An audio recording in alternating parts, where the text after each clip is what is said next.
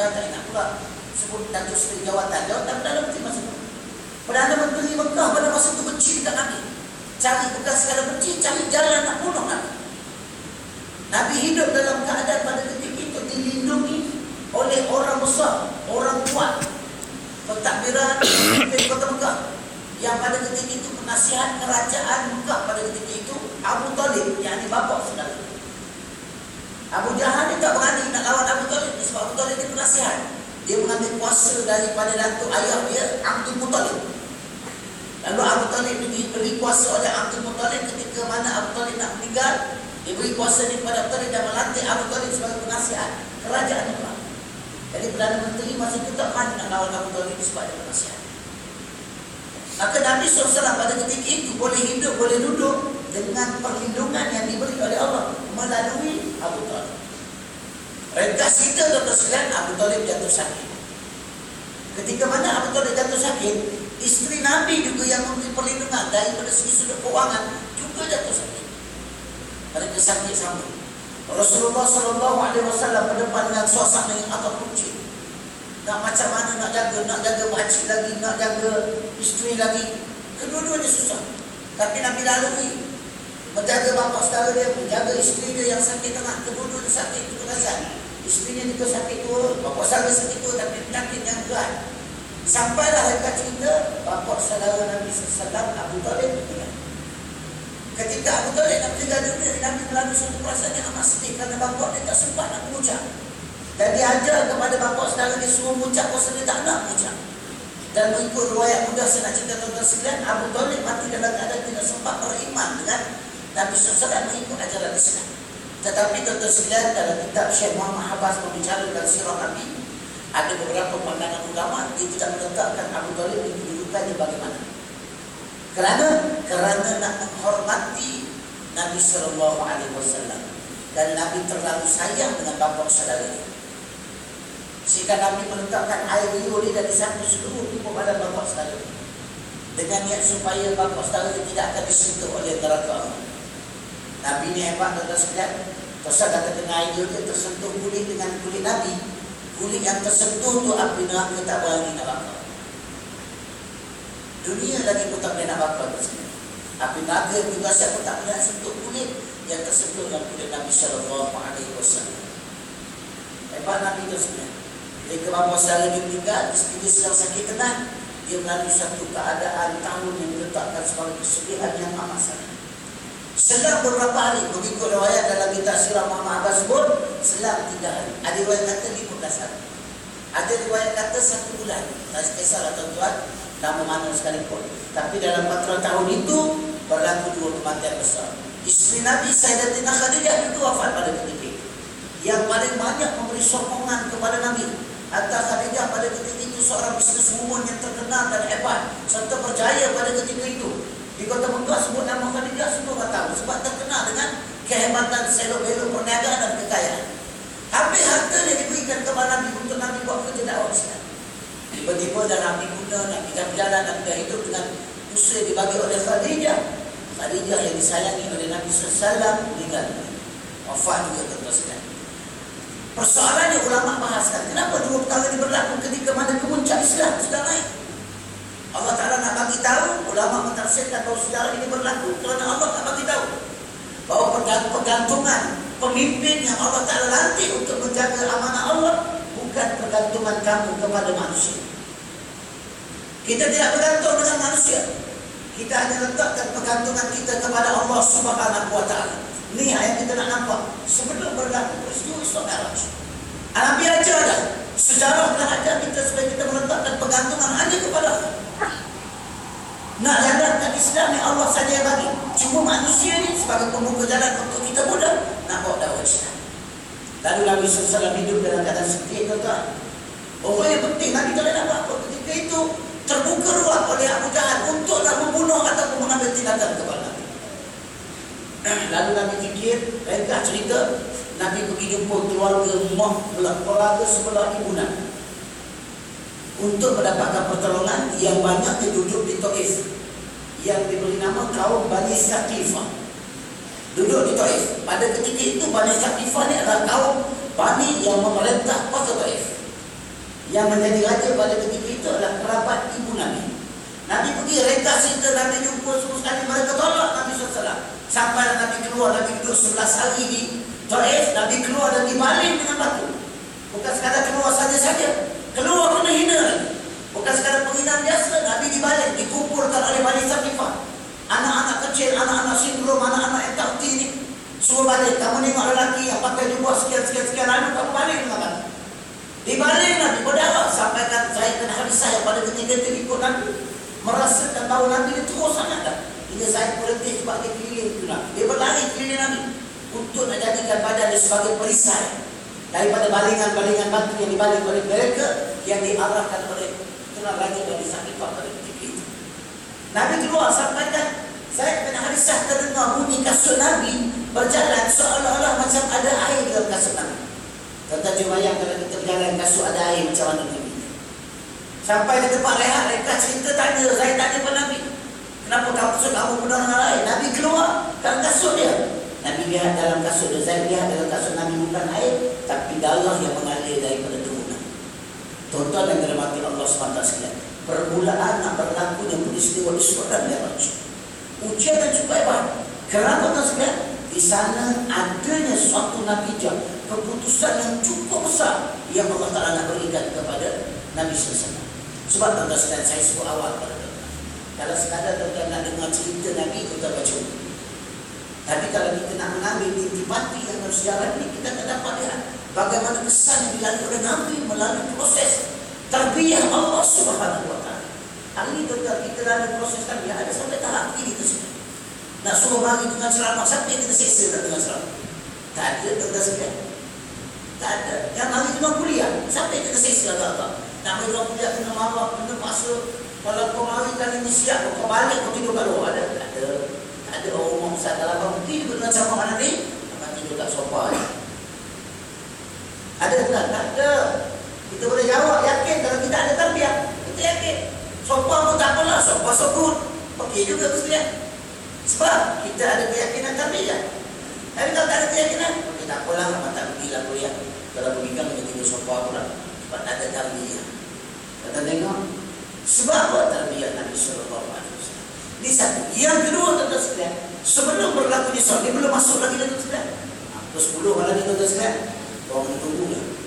Belum masuk lagi, baru sebelum hijrah, sebelum Isra Mi'raj. Yang kedua tuan-tuan sekalian, itu berlaku sebelum. Rentetan sejarah itulah Allah Ta'ala nak panggil Nabi, nak jemput Nabi SAW.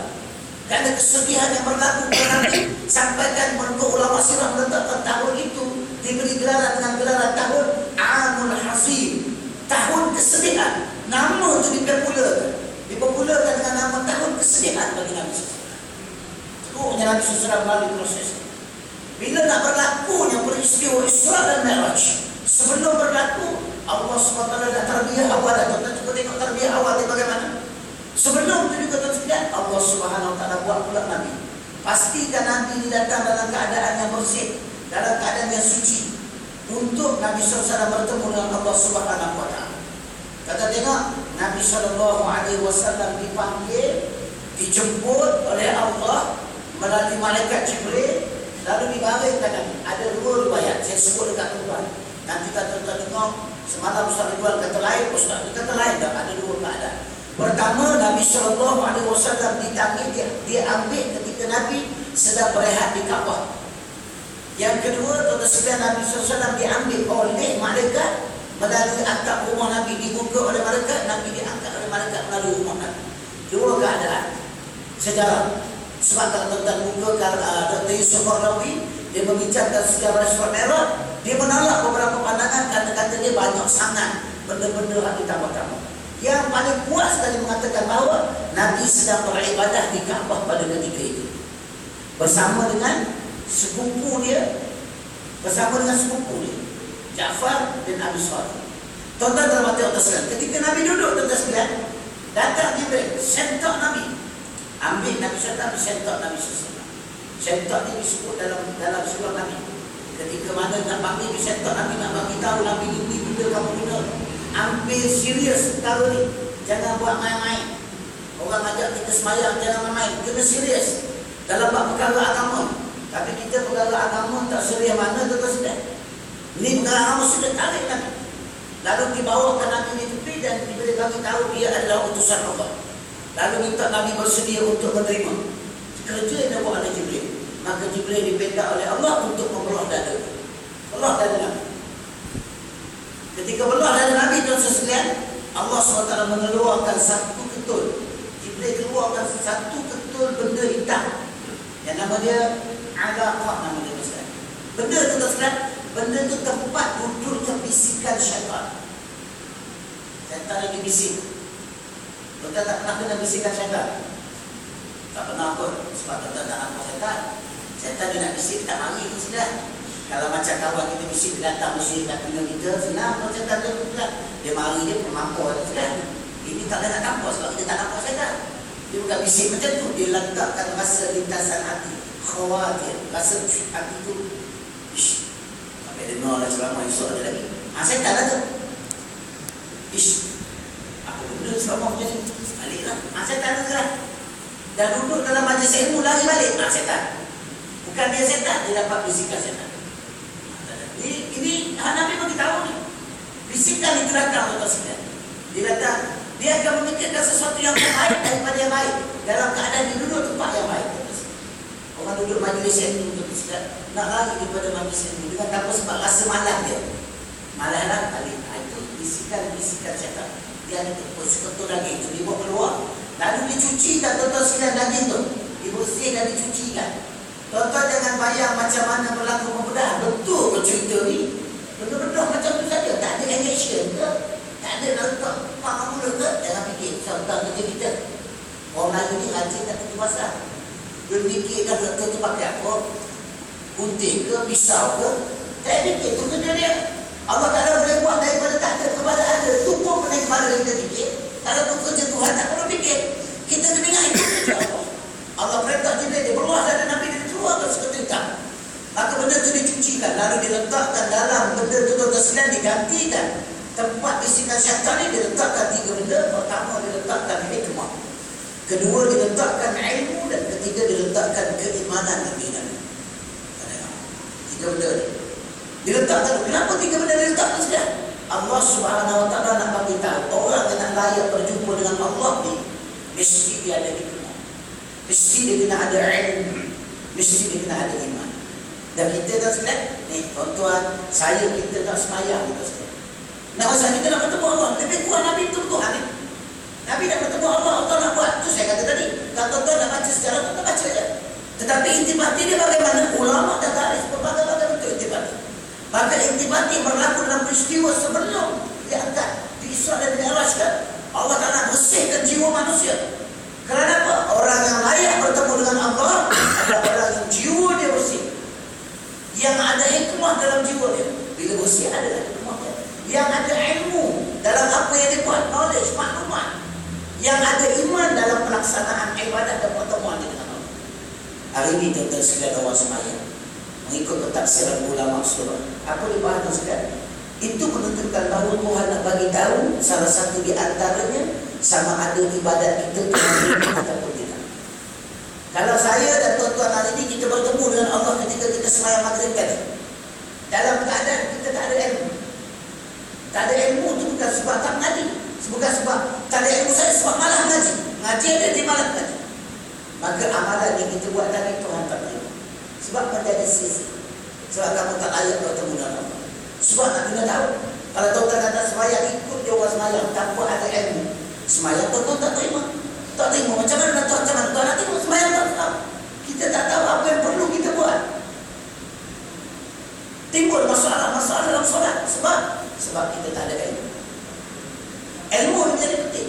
Kita yakin tuan-tuan sembahyang percaya kepada Allah. Lepas sembahyang tuan-tuan tak percaya kepada Allah. Tidak ada iman. Sembahyang yang tuan-tuan buat tadi dihapuskan oleh Allah dengan ketidakpercayaan kita kepada Allah. Mana contoh? Tuan-tuan sembahyang, tuan-tuan letakkan hubungan kita ataupun hati kita, ataupun kita nak meletakkan perasaan kita pada ketika itu hanya kepada Allah saja. Keyakinan, kepercayaan, kesungguhan, niat, segalanya kita letak pada Allah. Allahu Akbar. Allah yang Maha Besar. Kita letak dengan mengatakan bahawa tak ada yang lebih besar melainkan Allah Subhanahu Wa Taala. Dalam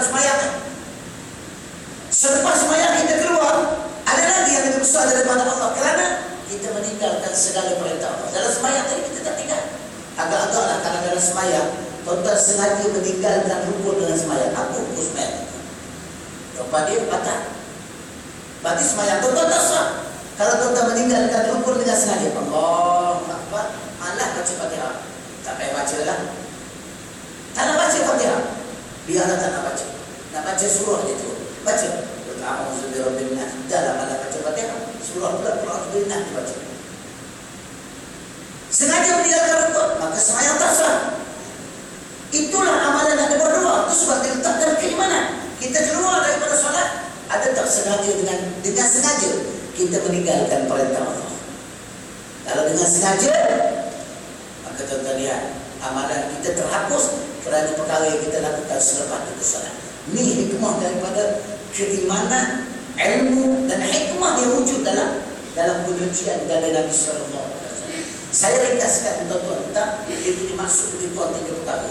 Biasa kadang-kadang saya bahas kategori, saya bahas 3, saya tak sempat nak cerita. Saya nak cerita semua, tentu sekarang saya nak ambil beberapa perkara-perkara penting. Penting semua, tapi yang boleh kita bahaskan untuk kehidupan kita. Tuan-tuan dalam hati Allah SWT, setelah selesai tuan-tuan sekalian, lalu dada Nabi dicantumkan balik dan dijahit balik. Macam mana dijahit, macam mana cantum, sehingga tidak ada bekas dada Nabi yang mana Nabi SAW pernah dibudak, tak ada bekas. Itu hebat tuan-tuan sekalian. Kalau tuan-tuan tengok dunia kita hari pun, dulu kalau luka jahit, sekarang tak pakai jahit kan? Sekarang lepas jahit tu dia pakai apa? Macam stapler. Tadi bukan stapler, betul. Cara dia lah. Lepas tu sekarang pakai macam selotip je, betul je. Tuan-tuan jangan buat pakai selotip, betul je. Saya ni, betul ada jenis macam tu. Budak sekarang makin lama makin nanti, betul je. Rupa sama Nabi lama dah. Nama dah berlaku. Allah Ta'ala perintah Jibril sambungkan tangan dia di dada Nabi SAW, sehingga tertatuk balik dada Nabi yang kedua. Kita tengok, Allah di kuasa Allah. Pelik tak pelik, Allah Maha berkuasa. Bila kita beriman dengan Allah, perkara ini tak pelik bagi kita. Lalu tuan-tuan sekalian, Allah datangkan setelah selesai, lalu datangkan kenderaan yang diberi nama Buraq untuk bawa Nabi meneruskan perjalanan. Tuan-tuan dalam hati Allah sekalian, itu yang pertama. Yang keduanya, peristiwa yang berlaku semasa Isra, iaitu perjalanan daripada Masjidil Haram ke Masjid Aqsa. Sepanjang perjalanan Nabi SAW, Nabi ditemani oleh malaikat Jibril. Mengikut riwayat 2 orang, Jibril dan Israfil yang teman Nabi. Ada riwayat kata Jibril, tak kisahlah. Teman mudah berlaku dah, kisah. Teman tak teman tu, Jibril yang ada pendapat orang kata ada seorang lagi malaikat sama Nabi, Nabi Israfil. Datang duduk bersama-sama dengan Nabi dan bawa Nabi SAW ke tempat-tempat sejarah ataupun tempat-tempat mulia. Dan Allah Ta'ala perintah kepada Jibril beritahu kepada Nabi, di setiap tempat kamu kena berhenti dan kamu kena tunaikan solat 2 rakaat. Solat sunat pada ketika itu. Tuan-tuan sekalian, pada ketika itu tuan sekalian, syariat tentang solat yang dilakukan oleh Nabi SAW tentang solat wajib di syariat dia adalah syariat Nabi Ibrahim AS.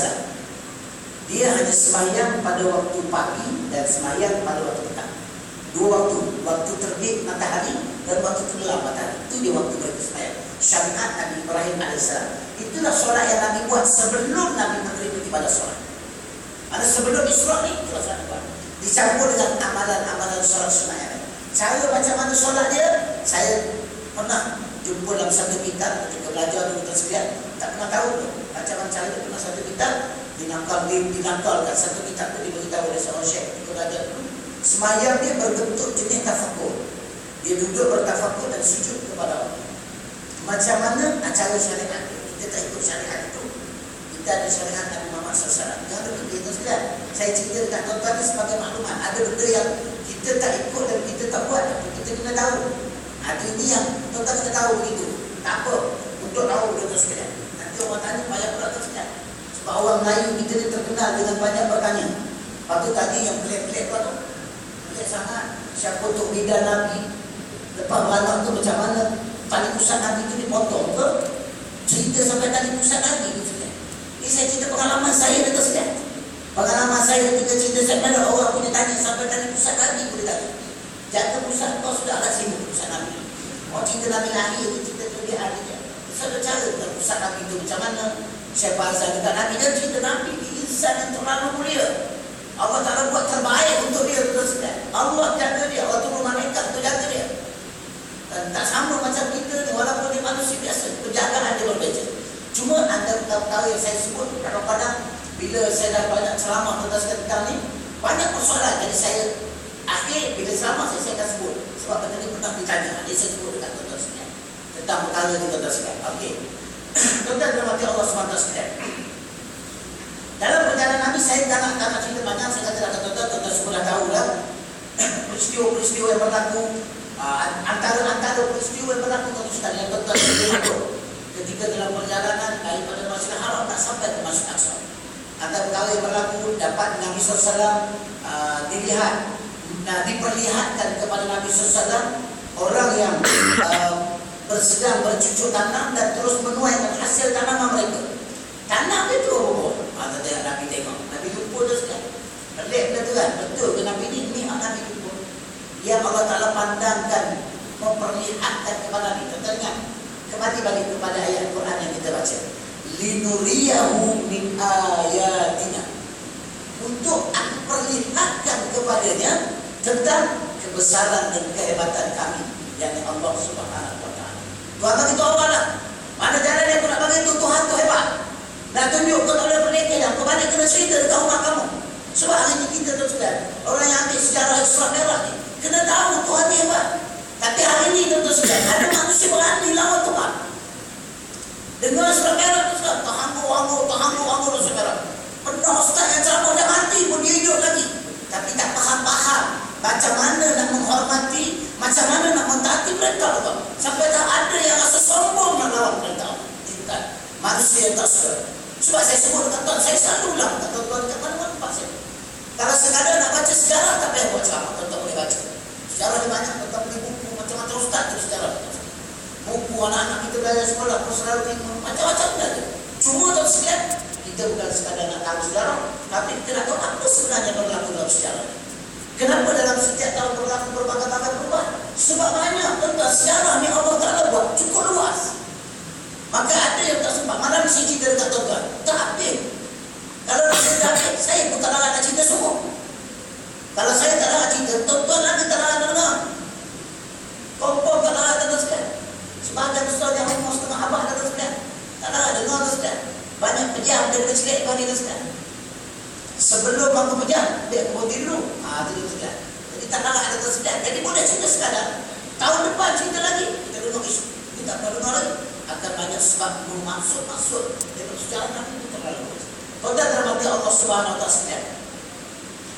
Bila dibuat, dia ambil tuai dia, berbuah lagi. Seolah-olah yang berbuah kali kedua tu macam tak pernah diambil. Ini atas sekalian. Dia tanam, lalu berbuah, ambil. Berbuah sebelum lepas dia ambil tu, dah ambil berbuah balik. Seolah-olah macam tidak pernah dituai oleh tuan. Hebat tuan-tuan sekalian. Ini hal Nabi yang diperlihatkan oleh Allah Subhanahu wa Ta'ala. Bila ditanya kepada Jibril, siapakah mereka ni?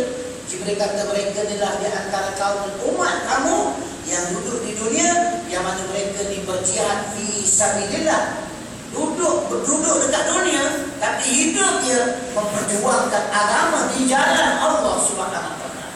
Maka Allah Subhanahu wa Ta'ala gandakan setiap kali kebajikan dibuat sebanyak 70 kali ganda.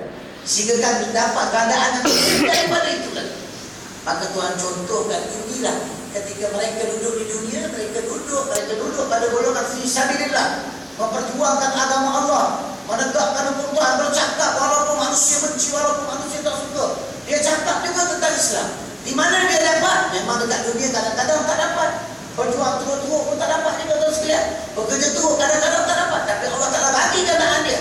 Dia punya gandaan dia telah ditulis oleh Allah. Di akhirat nanti kita akan dapat gandaan tak pernah putus-putus. Allah Rabbi Ta'ala. Ini yang kita nak tuan sekalian. Jangan kita duduk sebagaimana dikisahkan oleh tabi'in. Duduk dalam kubur tuan sekalian. Duduk berkumpul di satu tempat di alam kubur. Dia boleh berkumpul. Nampak kubur masing-masing. Sebab orang kata, alah taklah kita semayang pun, kita tak orang pun, kubur masing-masing. Banyak cantik muka. Masing-masing dekat dunia. Esok kita duduk, kubur kita sepat. Kalau masing-masing, kanan bawah tangga rumah masing-masing, tak apa. Tak ada nama masing-masing rumah, tapi setempat kubur. Bila kita kumpul nanti, ahli-ahli alam barzakh akan duduk setempat. Mereka nak menerima bantuan daripada manusia yang tak ada apa-apa di tuan-tuan sekalian. Dia duduk terbenam nak tunggu lori sampai. Lori bawa apa? Lori bawa makanan. Makanan pun bukan bagi dulu seorang-seorang. Angkat makanan tabur, kutip ramai-ramai. Kutip lah, ada dapat kepala ayam, dapat topping ayam, dapat kaki ayam. Sebab berburu-buru, tak dapat. Ada orang yang hebat, dia tak campur golongan tu. Dia tak relax santai. Sebab ada orang datang kelas anda dekat dia. Setiap hari satu ulang. Ayam boleh, kambing boleh, habis tak boleh belaka dapat kerja tu sekian. Sebab apa tu sekian? Ni, kerja atau apa. Itu saya nak contoh mudah. Jangan nampak sedap-sedap kita bercakap pukul masing-masing dah. Kamu menyusahkan orang. Tapi kalau kita ada amalan, sebab kerja agama kita tak ada masa rugi. Buatlah kerja agama Allah. Apa cara sekalipun. Melalui berbagai sistem. Kalau dalam negara kita pada hari ini, sistem politik lah asalkan dia membabitkan kerja agama. Dan jangan rasa rugi, jangan rasa malu. Allah kali tak buat ustaz, saya nak ceramah tak mana dalam kerja agama tu. Ya Allah, tuan-tuan mari dengan ceramah, telah sampaikan kepada anak-anak. Kerja agama ini kita buat dah besar. So, dapat ilmu kita amalkan. Ya Allah, luas untuk sekali. Tuan-tuan boleh sempurna untuk melaksanakan kerja-kerja agama sendiri hukum. Allah Rabbi tuan-tuan. Itu kerja fi sabilillah. Pada jalan Allah. Mana jalan Allah? Semua benda yang Allah tak perintah, itulah jalan Allah. Maka tuan-tuan diganda tadi Allah kata gambarkan kepada Nabi pada peringkat awal supaya Nabi dapat tengok tuan-tuan sekalian. Itu antara contoh-contoh yang kita boleh lihat dalam surah Mi'raj. Untuk kita nak dapatkan kekuatan diri kita untuk kita terus beramal. Jangan sempit. Ini tuan-tuan sekalian Nabi sebut dalam hadis, hendaklah kamu jadi kalangan daripada kalangan orang-orang yang menuntut ilmu. Kun aliman. Mestilah kamu jadi daripada kalangan orang-orang yang alim. Kalau tak sempat mengaji, saya tak mengaji dalam bidang agama. Kalau tak ngaji, au muta'alliman, jadi daripada kalangan orang yang belajar ilmu. Dan nak mengajar tak boleh dah. Tak pandai jadi daripada kalangan orang belajar. Alhamdulillah Ustaz sempat juga mengaji kadang-kadang, tapi sibuk kerja. Kadang-kadang out session, kadang-kadang outside, kadang-kadang gaul, macam-macam datang. Tak boleh nak mari kuliah. Tak apa. Au mustami'an, jadi kalangan orang yang mendengar. Menuntut ilmu mendengar berbeza. Tuan-tuan rujuk dalam kitab Mustika Hadis membicarakan tentang kelebihan ilmu. Orang mendengar dengan orang menuntut ilmu tak sama. Hari ini tuan-tuan ni masuk golongan apa?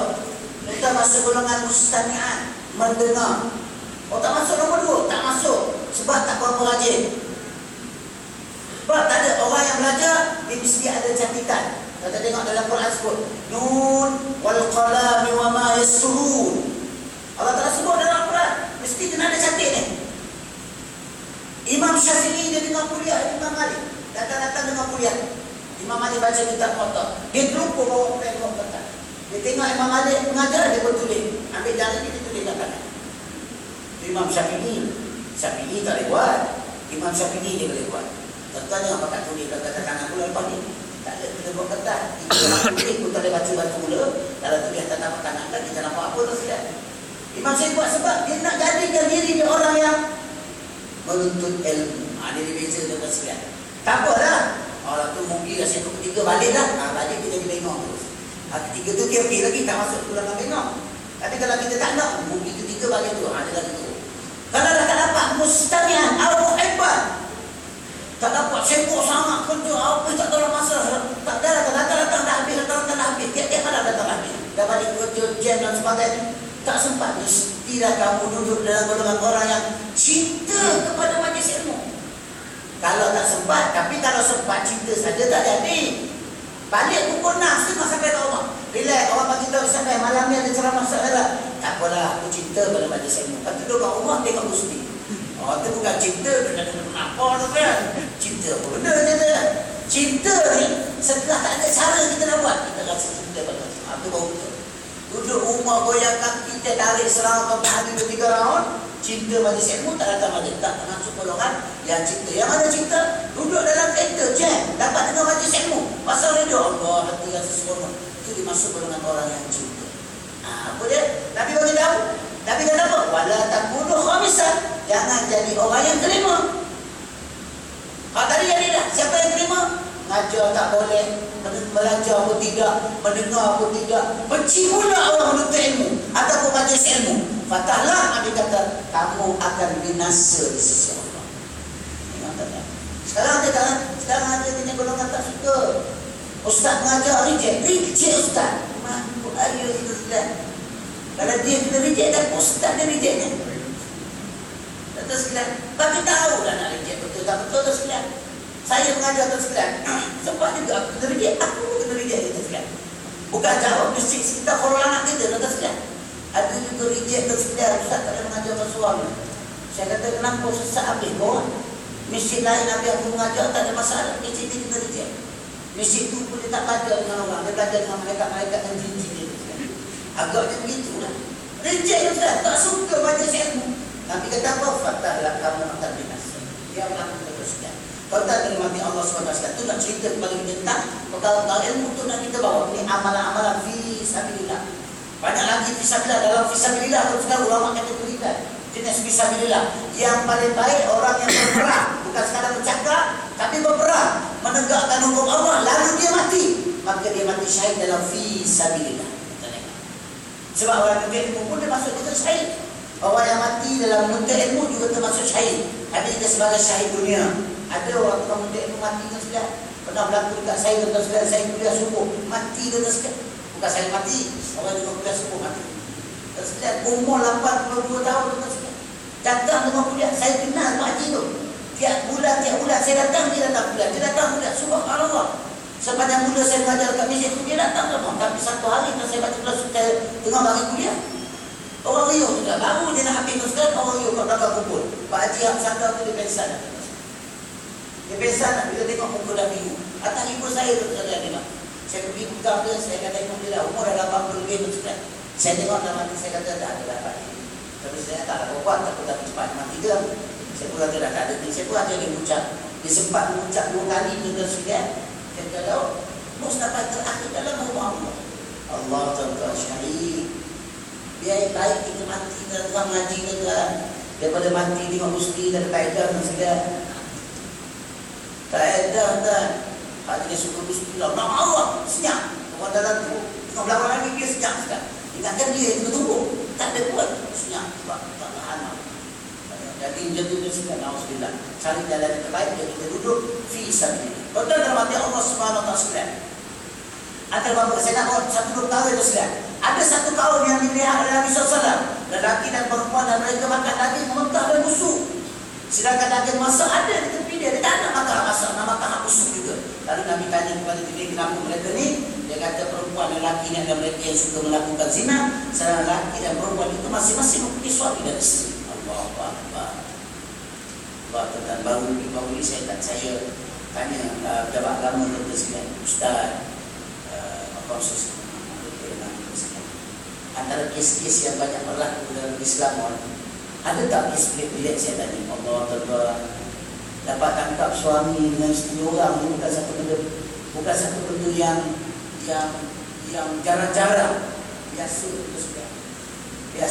Saya ingat tahun lepas saya tanya di Kuala Langat, antara kes lah, ada suami isteri bercerai umur dekat 50 tahun, suami isteri bercerai kerana Facebook. Nak buang kampung dan kepala jatuh buruk tak hati. Bukan salah Facebook sama bercerai. Apanya hati syak pun dia macam seronok sangat. Semua ni habis kenalan dengan ini orang sampai berjumpa terus dan berlaku zina, dianggap berlaku perceraian. Allahu Akbar. Apa tak cakap tadi? Tak imannya ni memang kena berlaku dari kita terus. Tapi bukan masuk ke iman, Allah paling mesti berlaku. Teruk sangat kita sekalian. Teruk manusia dia berlaku. Kau tengok, kalau kita kerja barang-barang Allah, ada sampai tahap tu dah. Tapi ada dua yang boleh bercerita, tak boleh nak bercerita. Tapi tu realiti berlaku. Kes-kes macam ni. Dia ada kategori-kategori kes. Alhamdulillah tuan-tuan sekalian, dahsyat yang sekalian. Apa akhirat berlaku? Makan daging mentah. Kita terai makan daging mentah ni. Tuan-tuan sekalian. Bukan sekadar mentah tapi busuk. Berlaku tuan sekalian. Kerana keadaan yang berlaku pada hari Na'udzubillah min dzalik. Tuan-tuan sekalian, ada lagi lelaki yang berenang, lelaki dan perempuan yang berenang di sungai yang dilontarkan batu kepada dia dalam keadaan sungai itu sungai darah dan nanah. Allah. Kita bayang sungai yang sedap kita mandi, sungai itu berubah kepada nanah dan darah. Dan sekadar itu saja, ketika dia berenang, tempat dia balik dengan batu, tak boleh nak naik kena balik. Lalu dia lari daripada baliknya, dia tetap berenang dalam sungai. Allah, tak cerita begini itu sekalian. Kenapa tuan-tuan sekalian? Dia berikan ternilah umat kamu yang di dunia hidup dia makan riba tak berhenti. Tuan-tuan tadi tuan-tuan, saya tanya saya, balik cek rumah kita masing-masing. Ada lagi tak riba dalam rumah kita? Tuan-tuan sekalian, Allah. Sekarang macam mana tak riba, tuan-tuan sekalian? Dia dalam keadaan Islam tak dapat sepenuh, itu buat sebahagian.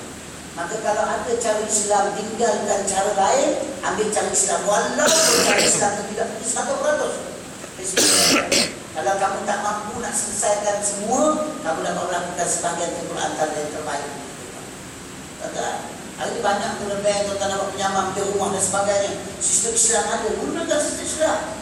Walaupun dah buat dah boleh tepuk, kalau tidak memberat dan memudaratkan tukar-tukar sistem ulama. Asalkan menyelamatkan diri kita. Tuan-tuan, riba ini tidak ada kompromi daripada Allah. Sebab hukum dia adalah hukum yang termaktub dalam Al-Quran. Termasuk daripada kalangan hukum-hukum yang qat'i, yang tak boleh ubah apabila. Dan ingat Allah. Sekarang terus sekalian, asyarakat. Kalau macam ni berlaku dalam rumah kita, iya tak iya atau tak iya lah. Ini kedudukan yang ada dalam rumah kita. Tak sedar kenderaan yang kita beli, barang-barang dalam rumah kita kerana keinginan nafsu kita. Nafsu ni memang dia buat manusia macam tu. Nafsu ni memang dia rosakkan manusia. Kerana nafsu tu nama dia tabi'i, keinginan nafsu. Nafsu tu nama dia keinginan. Dan dia akan ingin sesuatu tanpa dia memikirkan dosa dan pahala. Akhirat esok kita kena. Nabi cerita dah kepada kita dengan peristiwa ini. Tapi ada orang tak rasa takut dengan riba. Bismillah. Aku di dalam rumah aku tak ada tinggi, kamu kata apa pula? Tak ada masalah. Ada orang nak kata, kenapa kita selalu fikirkan Tuhan kata, manusia kata. Kita tak fikir pun Tuhan kata. Manusia ni tak fikir Tuhan kata. Kita apa yang manusia kata, saya dengar apa yang Allah kata. Sebab itu kita perlu lebih baik daripada itu. Kita tengok seorang ulama yang cukup terkenal kata sekalian, berjumpa dengan seorang perempuan yang ingin dikahwini perempuan itu. Kerana kecantikan mata perempuan, lalu dia ikut perempuan itu sampai dalam rumah perempuan. Lalu jumpa perempuan itu, dia kata tambah, dia bukan nak buat dah, dia ikut sebab nak cakap dengan perempuan. Saya akan cerita tentang sekalian. Sampai perempuan itu tahu rumah, dia bertanya perempuan itu, dia sampaikan hasrat hati dia nak kahwin. Aku rasa aku nak kahwin dengan kamu, aku suka dan minat pada kamu. Perempuan itu kata, kamu tengok sekali kamu ada tak lagi manusia yang masih sedar pada waktu ini? Dia kata, ada tak lagi orang yang dapat lihat kita? Dia kata, tak ada semua orang tidur, tak ada orang tengok kita. Kamu sedar tak bahawa kita duduk dalam keadaan berdua, dalam keadaan tak ada orang ni? Allah tengok kita dan kita telah melakukan satu dosa. Insan tu lelaki tu tak jadi kahwin dengan sedar. Balik tu menangis dan merasakan bahawa dah buat kerja haram dengan sedar. Takut dengan Allah tentang sedar. Kita hari ni buat dosa tak ada rasa takut langsung. Rasa relax je. Nak buat macam mana dah tak ada cara lain. Tak boleh tuan-tuan, yang bolehnya berlaku darurat. Tak boleh nak buat apa dah. Tuan-tuan tak tengok TV mati ke? Tak mati, tak mati, tak masuk darurat. Kalau tak ada duit tak payah beli, tak apa. Nak beli sangat cak ayam banyak. Orang kata cak ayam kan 14 inci RM190, boleh beli, tak ada masalah. Cak ayam, ustaz, ayam pun ayam lah, tak apa, tak berdosa. Tapi kalau cak gajah berdosa, tak ada beda tak sudah. Baik cak ayam tak berdosa. Betul? Sebab selamat tak sudah. Gambar sama je. Sama je umur lalu tu sudah. Tak ada beza. Untuk kita mengelakkan daripada dosa. Na'udzubillah min zalik. Tuan-tuan dirahmati Allah Subhanahu wa taala. Itu antara peristiwa-peristiwa yang berlaku yang digambarkan kepada Nabi sallallahu alaihi wasallam. Banyak kata-kata kita banyak. Tak sempat masa kita nak cerita sekalian. Lalu setelah Nabi diisrakan sampai di akhir di Masjidil Aqsa, sampai di sana tuan-tuan sekalian, di tempat-tempat lain dia berhenti Nabi sembahyang. Kalau tak nak suruh kita ingatkan solat, sampai di Masjidil Aqsa dia bertemu dengan para anbiya. Para anbiya ketika semua Nabi-Nabi yang berjumpa duduk dan memberi satu watikah kepada Nabi SAW untuk mengimamkan solat. Kerana apa? Semua sekali Nabi-Nabi Allah yang telah dilantik dulu-dulu ni telah laksanakan tugas, dan mereka telah kumpulkan tugas terakhir diserahkan kepada Nabi untuk menyempurnakan segala agama, menyempurnakan segala hukum Allah, menyempurnakan akhlak manusia. Nabi SAW. Lalu simboliknya Nabi SAW diwakilkan dari Nabi menjadi imam kepada para anbiya, abang-abang anbiya dulu. Ini sebagai simbolik penyerahan tugas terakhir. Kami tidak buat dah kerja dalam dakwah. Kami dah habis sampai masa kami bertemu dengan Allah. Dari kamu dan kamu terakhir sebab selepas daripada kamu, tak ada kami lagi dari depan ni. Kiamat saja akan berlaku untuk buat perhitungan kepada amalan orang. Maka Nabi itu ada Nabi solat. Tuan-tuan sekalian, habis bab yang kedua. Bab yang ketiga semasa Mi'raj. Mana Mi'raj? Naik ke Hadratul Qudus, iaitu Sidratul Muntaha untuk bertemu Allah daripada Masjid Al-Aqsa. Lalu naik Buraq yang diciptakan oleh Allah Subhanahu wa taala. Naik tuan-tuan sekalian ke beberapa tangga yang lain. Langit pertama, langit kedua, langit ketiga, langit keempat, langit kelima. Banyak langit tuan sekalian. Tuan-tuan pun tahu sejarah. Saya tak nak cerita dah, tak nak cerita langit dah. Tuan-tuan pun dah tahu lah. Langit-langit yang ada tuan sekalian. Naik sampai ke atas tuan sekalian. Nabi SAW bertemu untuk nak menerima perintah Allah Subhanahu wa taala. Banyak pesanan-pesanan. Tuan-tuan boleh rujuk dalam internet pun ada, dalam buku pun ada. Aku tak pesanan-pesanan itu dan saya yakin tuan-tuan tahu tentang pesanan itu. Saya nak ambil daripada ujung-ujung tuan sekalian. Dia punya intimati secara sebab-sebab yang berlaku tuan sekalian. Sampai akhir sekali tuan-tuan sekalian, Nabi ketujuh dia bertemu dengan Nabi Ibrahim AS. Nabi Ibrahim ni tuan-tuan sekalian jumpa dengan dia. Nabi Ibrahim Khalilullah. Saya pernah bagaimana saya pernah cerita dengan tuan-tuan sekalian. Nabi Ibrahim ni datang, Nabi Ibrahim ni bersandar. Sebab Nabi Ibrahim ni ayah yang terakhir. Dia bersandar dekat Baitul Ma'mur tuan-tuan sekalian. Seolah macam pada ketika itu dia bertempat dengan kaum. Lalu tuan-tuan sekalian, kalau dipandang Nabi SAW dan Nabi Ibrahim bercakap dengan Rasulullah SAW, dia beritahu malam ni kau akan berjumpa dengan Allah. Umat kau adalah umat yang terakhir. Nabi Ibrahim kata umat kamu adalah umat yang paling dhaif berbanding umat-umat lain. Umat kamu dhaif sangat. Dia tak mampu nak menerima perintah Allah yang kamu akan terima tak lama lagi. Malah ni kamu akan jumpa tak akan terima. Maka dia kata kamu beritahu umat kamu buatlah persediaan tanaman-tanaman untuk dijadikan bekalan hidup dia. Lalu Nabi Ibrahim AS memberi bekalan kepada Nabi Muhammad SAW dengan kalimah-kalimah untuk dijadikan amalan untuk umat kamu, supaya kalimah ni akan kita jadikan amalan hidup kita. Maka dia beritahu apa amalan tersebut. Amalan yang diperintah oleh Nabi Ibrahim, inilah tanaman yang paling kuat dalam hidup kamu yang kamu kena jangan tinggalkan amalan ini. Apa dia? Lalu disebut pada Nabi SAW, Subhanallah walhamdulillah wa la ilaha illallah wallahu akbar la hawla wa la quwwata illa billahil aliyyil azim. Orang yang baca benda ni tuan-tuan sekalian, setiap hari dia baca, dia letak, sebenarnya sekali dia baca, Allah Ta'ala akan tanamkan satu pokok di dalam syurga.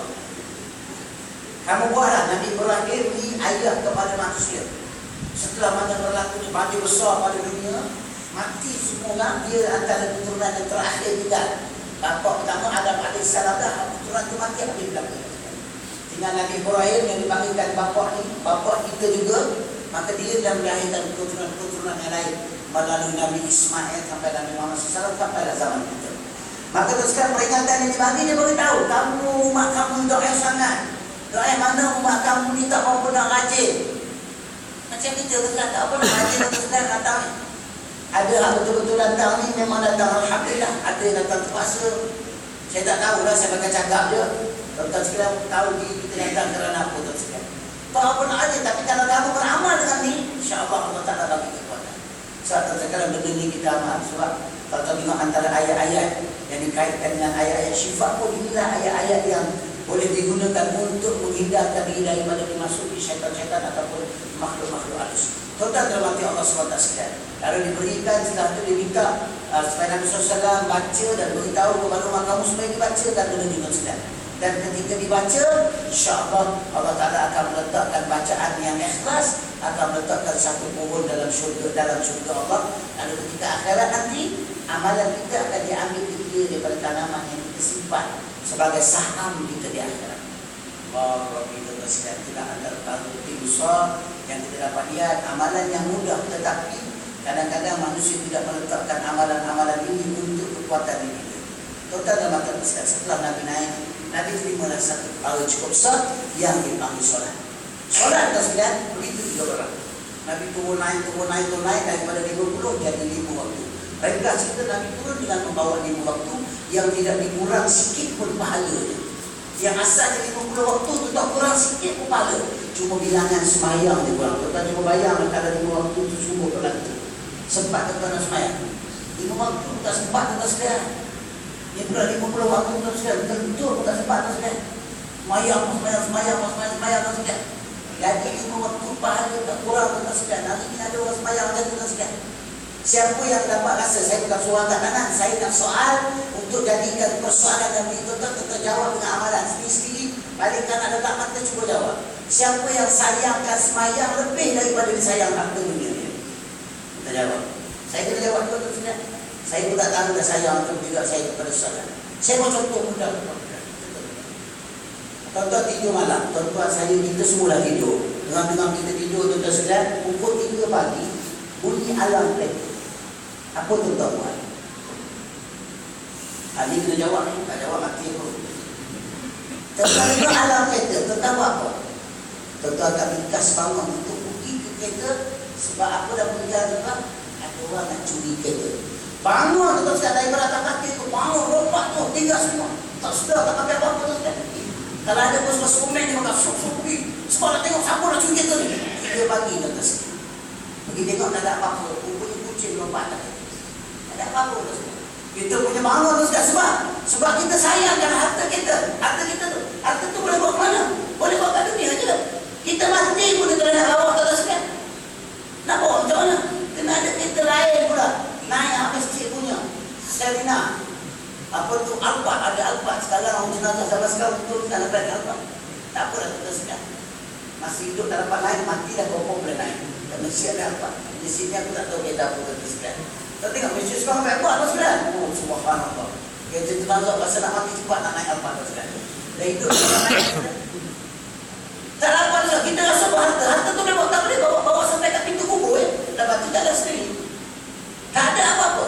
Tapi tuan-tuan sekalian, cuba tuan-tuan bandingkan. Siapa dia yang boleh buat macam tu tuan sekalian? Ketika jam 5.45 pagi dengar azan, ringkas bangun pergi semayang. Macam mana tuan-tuan nak bangun tengok kereta tuan-tuan?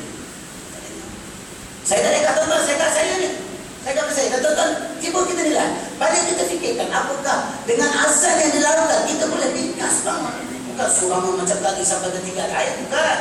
Dia buat macam tu, bangunlah untuk segera pergi semayang. Berapa orang boleh bangun untuk segera pergi semayang? Kerana cinta kepada solat, nak membuktikan cinta kita kepada Allah. Isteri tak ada semayang khusus. Dengar azan, isteri kejut tak? Bang, azan dah. Baru azan. Yang abang beritahu. Isteri pun malah juga nak kejut banyak kali. Komat dah. Bang dah komat dah. Baru komat. Tengok takbir lagi. Sikit lagi. Tidur lagi. Allahu Akbar. Imam takbir. Bang takbir dah. Belum pula lagi. Lama dah. Semayang Tuhan tuan-tuan sekalian. Ada dah subuh. Subuh kalau alam kereta tu sekalian. Agaknya kita tukar mesti pakai alam ni tuan-tuan sekalian. Bila tingkah lama tuan-tuan sekalian. Tak ada. Subuh nak ada macam ni tuan-tuan sekalian. Aduh. Subhanallah. Malam ni aku tak tahu apa ramai. Ada makan pun orang ni. Agaknya dah apa agaknya tuan-tuan sekalian. Biasalah. Ceramah ada banner, ada makan. Tak ada banner, kurang makan tuan-tuan sekalian. Ni ada banner, mesti ada makan tuan-tuan sekalian. Tapi saya bukan kata tuan-tuan datang nak makan, bukan. Aku pun nak makan juga ni kalau ada. Tuan-tuan, nak cinta tuan-tuan, kita tak boleh nak sayangkan ibadah kita begitu. Allah sayang juga tapi tak mampu. Cuba kita bezakan dua benda tadi. Kenapa dengan kenderaan kita boleh bangun, kita bersungguh, semayang kita tak boleh buat kita. Itu satu contoh. Allah nak buktikan kekuatan kita. Sedangkan Nabi nak ambil semayang, tuan-tuan tengok laluan apa Nabi lalu.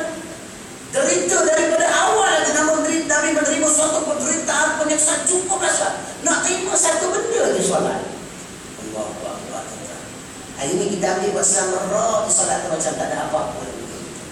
Saya kata tuan-tuan, intimati solat dia membawa pada kehidupan dunia. Bukan sekadar tu tuan-tuan. Perkara yang keempat, yang ketiga tadi selepas solat. Ketika solat datang, perkara yang ketiga tuan-tuan, selepas solat. Setelah Nabi turun tuan-tuan, melalui jalan yang sama Nabi turun pergi balik sampai di kota Mekah tuan-tuan. Nabi nak cerita kepada orang tentang apa yang Nabi terima. Ingat senang nak cerita tuan-tuan. Nabi bagi tahu. Nabi tahu dekat Ummu Aiman. Nabi tahu dekat Abu Bakar. Nabi tahu dekat beberapa sahabat. Sahabat kata Nabi gila. Abu Bakar termenang. Abu Bakar tak kata dia dah.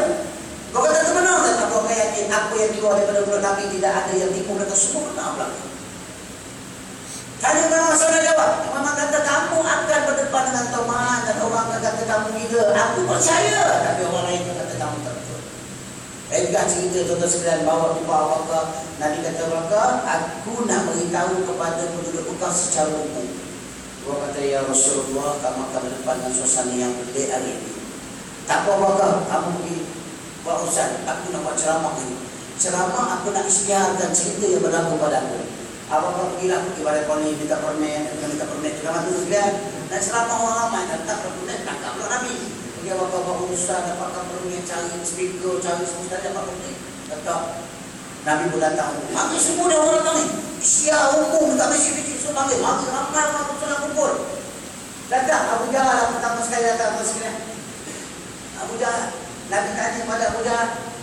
Abu Jahal tanya pada Nabi. Dia kata, mak lampu tak nampak. Gimana lampu tak nampak? Nabi Muhammad kata apa? Ada. Aku ada satu benda nak cerita dekat kamu. Sebelum dia bayar nak cerita dengan Abu Jahal. Aku kata kau cerita apa mak? Aku tak percaya dah kita dengar. Tapi kalau kau cerita lah aku nak dengar. Nabi pun cerita. Tak ada Nabi cerita. Abu Jahal kata, aku cakap dah orang tak percaya dekat aku. Dulu lagi kata kau ni gila. Tapi orang tak percaya. Orang kata aku pula gila. Sekarang ni aku yang akan kumpulkan. Kamu jangan salah. Tak apalah kalau kau nak taruh pun aku uruskan. Padahal betul ni yang tolong urus. Permen barang lagi tu sekalian. Aku yang urus. Abu Jahal sendiri panggil semua penduduk Mekah. Hampir semua datang nak dengar cerita Nabi. Abu Jahal jadi pengurusi. Jadi pengurusi majlis, kita sekalian. Jadi Musa dia bagi tahu sekarang ni kamu dengar. Dulu aku bagi tahu kat kamu Muhammad ni gila, kamu tak percaya. Hari ni kamu dengar cerita dia. Dan siapa boleh terima cerita yang bukan diceritakan kepada kita. Dengar semua. Jangan seorang pun bangun. Dengar. Nabi pun cerita. Nabi cerita tuan-tuan sekalian. Para sahabat menangis. Sebab apa? Sebab para sahabat tahu tak ada orang akan percaya cerita Nabi. Kita dengar. Kita dengar. Bila tuan-tuan dengar. Sebab tuan-tuan beriman. Kita beriman. Dan kita dah Islam daripada lahir dan berbuat Islam dah kita. Kalau kita tak Islam, berapa orang boleh percaya? Nabi kata aku pergi ke Masjid Al-Aqsa, aku pergi ke Palestin, aku pergi ke Syam, Nabi kata.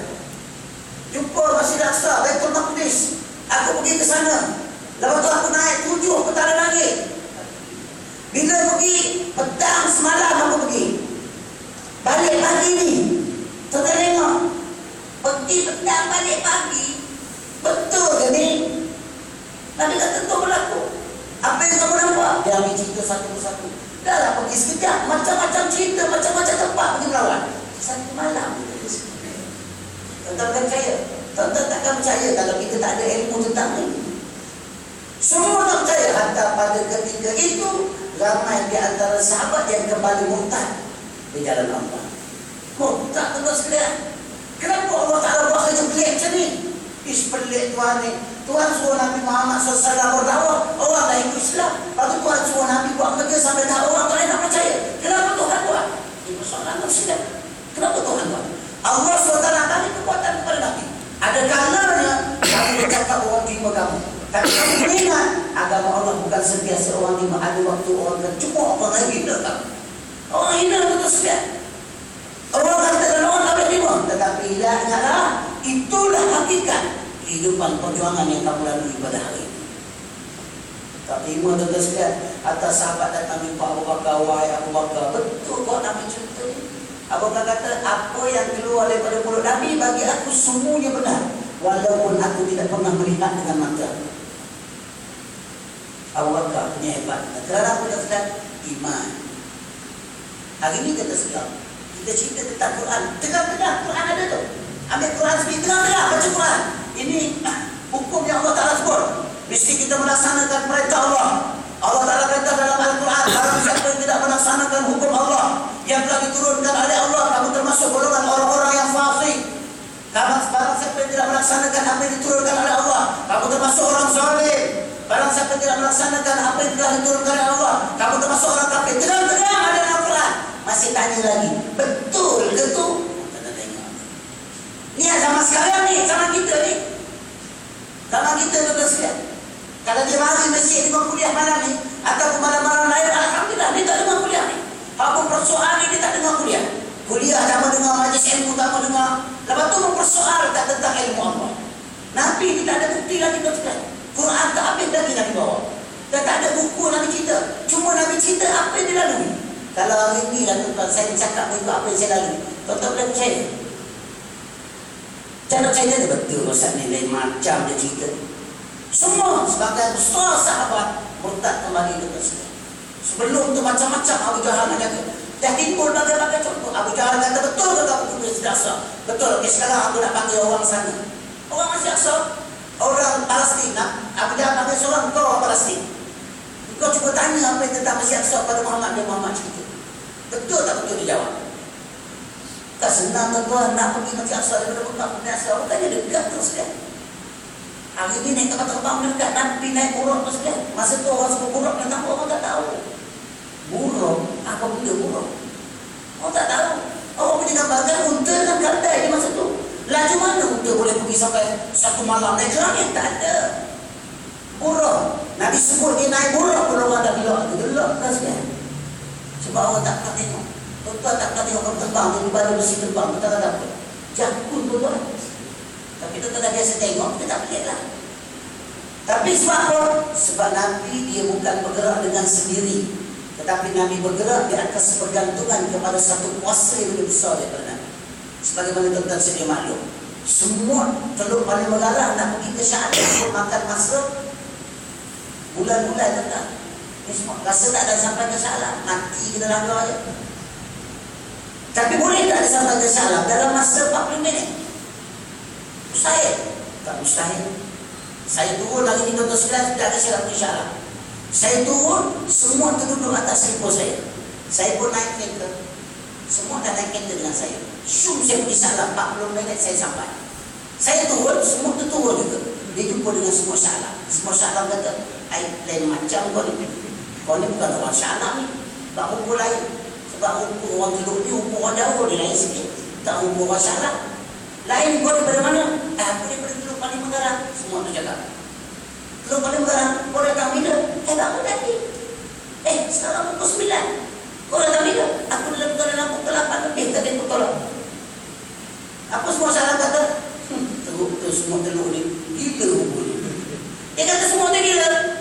Mana ada 1 jam daripada Teluk boleh sampai ke Syam, semua nak jalan macam mana? Tapi betul tak? Betul tu betul berlaku. Memang gila semua tu. Sebab dia tak tahu nak cerita. Dia pun pelik macam dia boleh sampai. Sebab apa? Sebab dia menumpang satu kuasa yang lebih besar daripada dia. Ini tuan-tuan nampak. Sebab dia menumpang satu kuasa yang besar. Nabi SAW memang dia tak boleh naik langit. Tapi setelah dia duduk di atas satu kuasa yang besar, Rabbul Jalil, Allah Ta'ala bagi satu kenderaan yang boleh langkah. Macam mana tuan-tuan sekalian? Buruk ketika sejarah dia, kepada sekali dia tiba tuan sekalian, dia pergi sejauh mata memandang. Jauh mana tuan-tuan sekalian? Kalau tuan-tuan pandang satu jalan yang tidak ada dilindungi oleh bangunan dan bukit, sejauh itulah hilang buruk begitu. Apa yang tuan-tuan? Alonso, kalau tuan-tuan sekalian, kalau Alonso, ini buruk begitu, naik tuan-tuan sekalian, subhanallah. Hebat, tapi siapa yang boleh percaya? Hanya iman saja boleh percaya. Itu sebab Allah Ta'ala letak Nabi. Mula-mula Allah Ta'ala bagi hikmah, ilmu dan iman. Tuan-tuan ikut balik pada kisah awal. Ini semua ada kaitan. Sebab sebut yang awal supaya tuan-tuan boleh nampak. Ini kelebihan yang ada pada peristiwa Isra dan Mi'raj. Nabi bagi tahu cerita. Last kali orang yang pakar tentang orang kampung dekat Masjid Aqsa tu sendiri cerita tentang masjid. Antara ditanya tentang tiang masjid ada berapa. Nabi jawab tepat. Di sini tiang selindung kat sini, tiang lindung kat ni, tiang lindung kat ni. Allah Ta'ala datangkan gambaran skrin depan Nabi. Nabi nampak satu persatu di mana tiang. Tuan-tuan berapa tahun dah duduk kat masjid dulu? Kalau saya tanya tiang ada berapa? Tak tahu. Aku bersama dah tanya negara. Tuan-tuan ada hari. Tahu berapa tiang masjid? Tak tahu tuan-tuan sekalian. Tanya kipas dia nak kira. Kira tak jumpa. Tak tahu sebab kerja kita datang. Bukan nak kerja tiang. Tapi Abu Jahal dia memang bingung. Dia nak suruh Nabi ni banyak salah. Tapi pelik tu sekali. Nabi boleh jawab dengan jelas. Lalu orang tu kata, lelaki yang dipanggil dia kata aku pelik. Apa yang Muhammad cerita lebih daripada apa yang aku tahu. Pelik tak saya? Kalau saya boleh cerita berapa tiang, berapa pintu ada, berapa kipas ada, tuan-tuan tak tahu, pelik lah. Sebab aku pun bukan datang dari hari. Bukan orang kampung ni pun. Tapi boleh tahu daripada tuan-tuan orang kampung ni. Kan pelik tu sekali. Maka angkat tangan selendar dia. Oh tak boleh kata Muhammad tahu ni. Abu Jahal kata apa? Memang dia tahu dah dia pakai sihir. Sihir pula tuan-tuan sekalian. Ni kerja Abu Jahal. Ni kerja tu sekalian. Orang yang tak nak Islam tu sekalian. Cerita lah saya sebut tadi. Baca ayat Quran. Betul ke boleh buat? Ini sama Nabi ke zaman kita tak boleh nak buat ni. Cerita lah ayat Quran. Kalau begini-begini. Allah Ta'ala perintah kat undang-undang wudud. Perlu dilaksanakan. Kalau sekiranya ada yang mencuri. dengan cukup cara dia mencuri dengan tinta bersebab, dengan sengaja menyebabkan penaklukan dan sebagainya. Maka ditangkap dan dipotong tangan kamu. Ya Allah, kalau potong tangan, esok ni nak kerja macam mana? Ini orang kita sekarang, tuan-tuan. Itu kadang-kadang bila bercakap, tuan-tuan, malah nak jawab dengan tangan. Banyak soal, yang soal tak orang ngaji agama. Ustazah, tak lupa dari itu tengok. Yang mempersoalkan tentang hukum Tuhan dalam Al-Quran jelas. Seorang pensyarah yang mengajar dalam bidang ilmu wahyu. Ilmu wahyu, ilmu apa Ustaz? Ilmu Quran. Tapi ayat yang cerita tentang potong tangan dalam Quran, dia pun mempertikaikan Ustaz. Sebab apa? Kamu bukan bercakap kerana iman dengan Allah. Yang boleh percaya hanya iman. Tetapi iman kita percaya. Suatu tersebut selepas berlakunya peristiwa sampai akhir Nabi menceritakan ramai sahabat yang murtad, tinggal beberapa sahabat lagi. Lalu Allah Ta'ala turunkan peringatan kepada Nabi, kamu tunggu Muhammad, mereka yang sedikit inilah mereka yang bersama dengan kamu untuk menegakkan akan berlakunya tertegaknya sebuah negara Islam, kerana kamu akan melaksanakan tugas yang lebih besar daripada. Sebab selepas berlaku peristiwa merah, berlakunya peperangan, Allah Ta'ala beri kemenangan kepada Islam sampai tertegaknya negara Islam di Madinah. Sikit, tapi kenapa boleh menang? Kenapa Nabi percaya? Sebab Nabi dah melalui proses. Islam melalui proses begitu. Suatu kerja agama itu sekalian, kena makan masa lama. Nabi berjuang lama, tuan-tuan sekalian. Umur Nabi 55 tahun. Tuan-tuan sekalian, hampir 55 tahun Nabi berjuang Islam, tuan-tuan sekalian. Di saat itu Allah Ta'ala buat beberapa lapisan orang-orang yang tak layak hidup bersama dengan Islam. Hari ini tuan-tuan sekalian, tuan-tuan dengar. Hari ini ada golongan-golongan ustaz-ustaz yang tak berapa nak ustaz memaki hamun golongan ulama-ulama. Hari ini berlaku, tuan-tuan sekalian. Mengaji tak berapa tinggi tapi maki hamun ulama.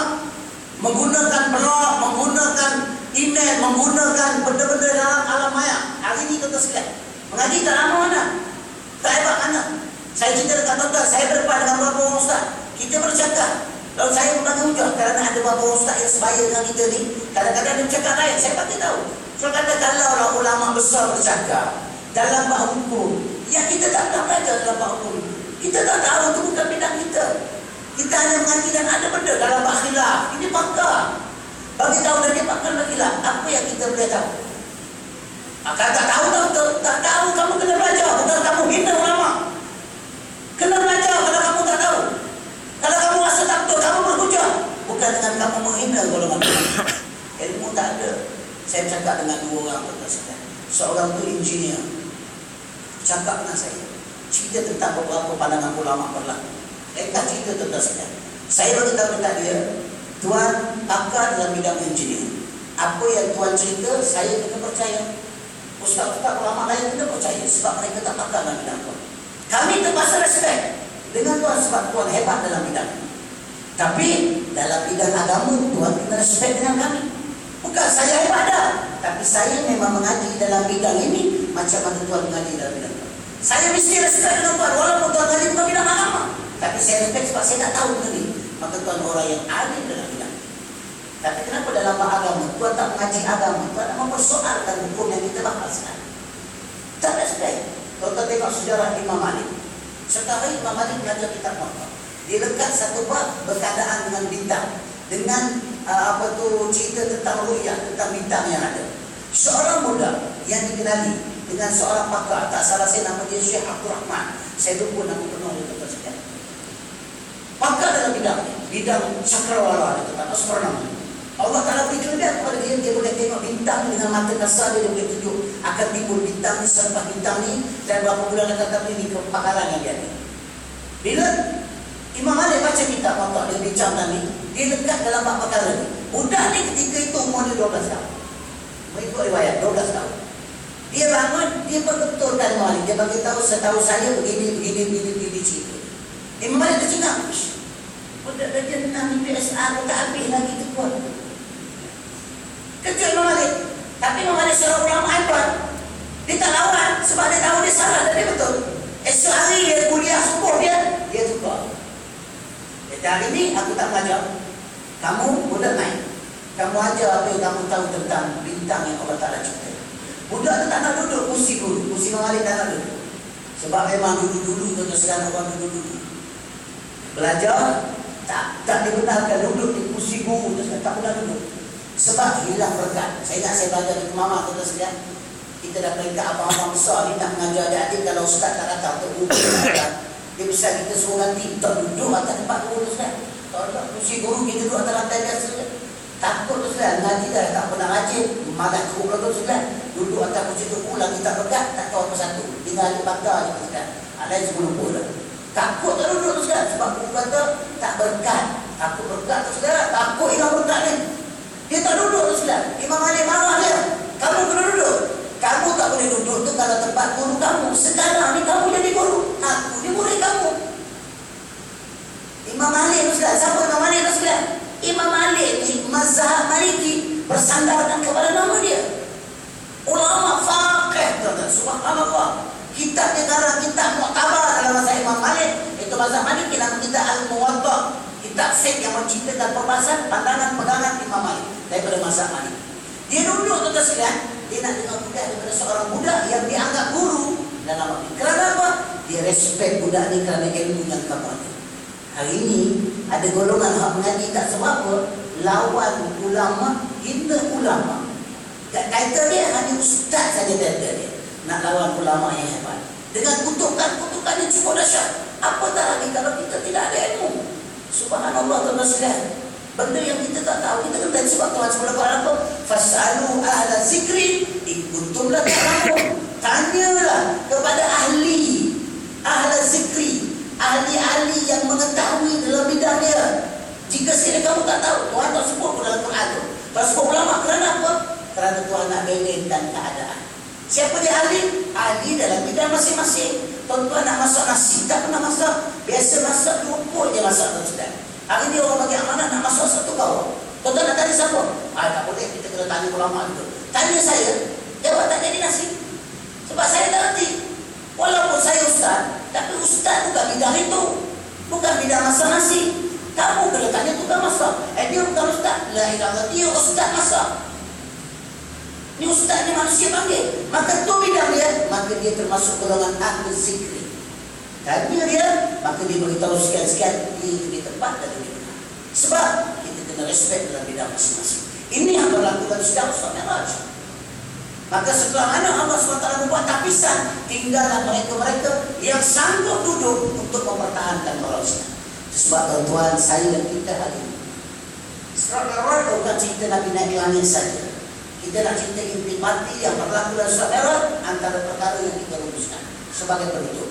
Pertama, solat. Yang Allah Ta'ala bagikan solat ini dalam kehidupan manusia. Daripada segi sudut jemaah, daripada segi sudut kepimpinan, daripada segi sudut ikhtilaf hubungan laki dan perempuan, daripada segi sudut ketaatan, daripada segi sudut pengganti kepada pemimpin, daripada segi sudut pembantu, daripada segi sudut rakyat. Semua dalam solat. Saya tak sempat cerita dengan tuan-tuan. InsyaAllah ada ruang saya bahaskan tentang apa makna solat dalam kehidupan kita kapan. Cuma saya sebut tuan, semua dalam tu. Kalau apa yang kita hidup hari ini tak ikut sumpah solat, maka hidup kita tidak mentaati perintah Allah SWT. Mesti kita sumpah solat. Rakyatnya sebagai makmum, rakyat sebagai makmum, imamnya sebagai pemimpin, hubungan laki dan perempuan sebagai kedudukan yang ada pada hari ini. Mesti daripada kalangan orang yang alim, yang tahu kerja pemimpin. Nak semayang, dia tahu dalam ilmu semayang, mau dilayak jadi imam semayang. Kalau dia tak ada ilmu, berlaku bahawa di tuan-tuan sekalian, satu tempat saya semayang maghrib 4 rakaat. 4 rakaat tuan-tuan sekalian. Saya ikut ke imam. Orang saya ustaz tak saya ikut. Pasal ikut, saya kata saya semayang 3. Sebab saya datang dah masuk 1 rakaat. Jadi saya dah masuk tu dah rakaat kedua. Jadi rakaat kedua, rakaat ketiga, sepatutnya dia bagi salam, dia bangun. Saya pun bangun juga. Dan saya dah follow macam tu saja sebab saya memang kena tambah 1 rakaat. Saya kata saya tak ada masalah. Ada yang bagi tahu kata, kami dah tegur Ustaz. Dia tak nak. Saya sampai bagi salam buat Ustaz supaya dia turun. Assalamualaikum warahmatullahi wabarakatuh. Dia tak turun Ustaz. Saya kata dia ada 2 keadaan. Pertama tu imam tu, dia tahu dia tak cukup. Dia tahu dia tak cukup. Dia dengar subhanallah, tapi dia yakin tak cukup. Dia terus semayang besar. Kita mahu, kalau yakin bahawa imam tu tak cukup, imam tu dah lebih, kita cukup, semayang kita sah dengan syarat. Kita kena mufaraqah. Tetapi ada dalam solat. Ini ilmu tu sudah. Ada. Imam apabila dengar teguran, walaupun kamu yakin kamu tu betul, tapi teguran yang banyak berulang, Subhanallah, subhanallah, subhanallah, subhanallah. Banyak kali berulang. Maka walaupun kamu rasa tak cukup, kamu kena ikut apa yang ditegur oleh makmum, kerana kamu menganggap bahawa kamu tak sedar. Itu ada dalam mazhab fiqh. Kata dia, berwarlah. Imam kata sembahyang tak sah, imam kata sembahyang makmum tak sah, saya ikut dia. Makmum kata imam tak sah, saya kata dua-dua tak sah, salah-salah dua-dua tak sah. Dan ustaz, saya itu saya tak ikut belakang, saya ikut cukup-cukup tiga. Lepas tu dia tengok orang kata, saya pun macam ustaz juga. Semua nak ikut ayat sah. Yang tak sah dia nak ikut. Saya pun ceritalah satu perkara, saya jelaskan. Kebetulan saya nak kuliah masa itu. Saya jelaskan lah. Yang nak tinggalkan imam boleh. Kalau tidak mufarakah, maka batal sembahyang. Kena mufarakah daripada imam. Saya tak tahu ustaz, saya bagi salam je. Saya bagi salam. Pasal apa kau bagi salam? Saya bagi salam nak tegur imam supaya dia turun. Kalau kau bagi salam, imam turun, kau dah bagi salam pun. Kalau imam turun, boleh kau balik imam. Tak boleh, dah batal sembahyang. Oh, macam tu kau pula. Dia bagi salam, dia kena tegur imam tu sekalian. Jawabnya Assalamualaikum lah kau. Pasal kau bagi salam. Saya nak cerita apa tu sekalian? Ilmu. Bila tak ada tu sekalian akan berlaku. Ini solat hebat-hebat. Pemimpin tu kena hebat. Dan yang ganti pemimpin pun kena hebat. Kalau pemimpin tak hebat, pengganti pun tak hebat. Nak macam mana tu sekalian? Nak jaga ramai. Tujuan apa? Makmum ni. Tidak makmum salah ke pemimpin. Ni, cuba bawa dalam rumah tangga. Bawa dalam negara. Kalau pemimpin tak betul. Pemimpin suruh rakyat mestilah berkhidmat cermat. Yang dia langsung tak khidmat suka hati ke sekalian. Luar negara naik kapal, naik jet, makan, minum, rakyat sabut hari jadi sampai 400,000. Rakyat mesti hidup sederhana, wasatiyah. Sebab apa? Kamu tak sama. Mana boleh kamu lain, makmum lain, rakyat lain, tak boleh. Kenapa? Kehidupan tidak bawa daripada solat dalam kehidupan. Ini ringkasan yang saya boleh bagi contoh semua. Yang kedua tuan-tuan sekalian, Allah Ta'ala nak letakkan peristiwa Isra Mi'raj, bukan sekadar solat saja. Tuhan nak bagi tahu dengan 3 perkara. Hikmah, ilmu dan iman. Mesti kena ada dalam diri tuan-tuan. Tuan-tuan nak cerita hikmah, tak ada ilmu tak boleh. Tuan-tuan nak cerita beriman, tuan-tuan tak ada ilmu tak boleh. Ilmu menjadi punca, kita akan tahu apa hikmah yang kita itu. Allah Ta'ala bagi suatu apa hikmah dia. Allah Ta'ala bagi apa hikmah, tak ada hikmah. Maka kalau kita berilmu, kita akan beri hikmah dengan hati yang tenang. Masih tak marah. Tuan-tuan, kita tengok ayah kita mati dalam keadaan umur 42 tahun. Kita marah, ayah orang lain mati umur 70, kenapa ayah mati umur 40? Ya Allah, kenapa kau buat kerja macam ni? Tuan-tuan tengok tak cerita Ustaz? Tak tengok? Hebat tuan-tuan, aku pun tengok cerita Ustaz. Kau tak tengok? Kan Ustaz kadang-kadang dia marah Tuhan dia. Bila mak dia mati dia marah, kenapa kau buat aku macam ni? Engkau ni memang tak betul. Dia marah Tuhan dia. Hebat Ustaz dia bila marah Tuhan. Tuhan pun sama macam dia. Kita jadi macam tu sekalian. Kita tak boleh nak marah Tuhan tu sekalian. Boleh manusia nak marah Tuhan. Sebab apa dia marah pada Allah? Sebab dia tak ada ilmu. Dia tak nampak apa hikmah Allah Ta'ala buat. Nak dapat hikmah macam mana kalau tak ada ilmu? Nak dapat ilmu macam mana kalau kamu tidak beriman dengan Allah? Dua benda yang tetap kena ambil. Semoga Isra Mi'raj kita bermakna dalam kehidupan kita, insyaAllah. Cukup secara tuan-tuan sekalian 9 subuh sampai besar. Saya target pukul 9 lebih 15 minit tuan-tuan sekalian. Mudah-mudahan insyaAllah dengan kelebihan masa yang ada, masa-masa kecerdasan yang kita ambil sikit untuk kita cerita tentang Isra Mi'raj. Walaupun tidak sempurna, tak sempurna cerita kita. Tetap mendapatkan maklumat-maklumat lain, tapi insyaAllah jadikan bekalan. Bukan sekadar cerita nak tengok Nabi terbang, Nabi naik kuda, tidak. Tapi kita nak ambil apa peristiwa yang berlaku untuk dijadikan panduan dalam kehidupan kita, insyaAllah. Mudah-mudahan Allah Ta'ala golongkan kita dalam golongan orang yang menjadikan solat melalui proses sejarah ini dalam kehidupan kita, dan kita dapat merasai kita adalah orang-orang yang terbaik di sisi Allah SWT untuk kita bertemu dengan Allah Subhanahu Wa Ta'ala, insyaAllah. Aku mahmudkan seluruh kelemahan yang ada, insyaAllah tuan-tuan sekalian, kita akan jumpa lagi pada waktu yang lain untuk berjumpa dengan siri-siri kuliah lain. Pastikan kuliah-kuliah lain itu kita dapat hadis selama ini untuk kita tambahkan ilmu pengetahuan kita supaya kita tidak tersesat jalan daripada jalan yang sebenarnya dikehendaki oleh Allah yang disebut sebagai fi sabilillah, insyaAllah. Aku mahmudkan sekali baik daripada Allah, kau baik cuma tempat saya berkata sufukah dua laku. Wabillahi taufiq wal hidayah. Wassalamualaikum warahmatullahi taala